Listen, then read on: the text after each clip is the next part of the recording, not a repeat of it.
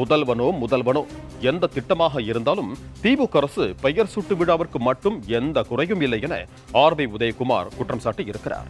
மதுரையில் செய்தியாளர்களிடம் பேசிய அதிமுக முன்னாள் அமைச்சர் ஆர்பி உதயகுமார், பள்ளி மாணவர்களுக்கு கொடுக்க வேண்டிய சைக்கிள் மற்றும் மடிக்கணினி ஆகியவற்றை நிறுத்திவிட்டார்கள் எனவும், அப்படியே இருந்தாலும் இன்றைக்கு ஓட்டை உடைசலாக கிடைக்கும் தரமற்ற சைக்கிளை வழங்குவதாகவும் குற்றம் சாட்டினார். மடிக்கணினி திட்டத்தை கடந்த 3 ஆண்டுகளாக திமுக அரசு கிடப்பில் போட்டுள்ளதாக சாடினார்.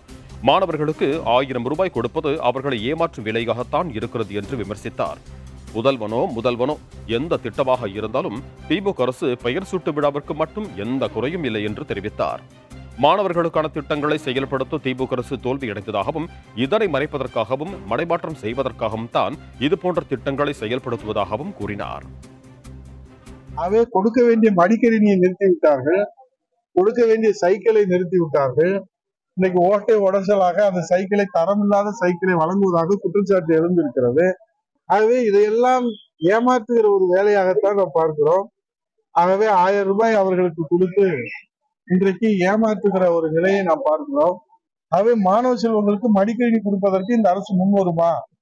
இந்த முதல்வனோ ஏதோ ஒரு பேர் வைத்து அவர்கள் தொடங்குகிற இந்த பெயர் சூட்டு விழா மட்டும் எந்த குறையும் இல்லை தமிழ்நாட்டில். ஆனால் மாணவர்களுக்கான திட்டங்களை செயல்படுத்துவதில் இந்த அரசு தோல்வி அடைந்திருக்கிறது.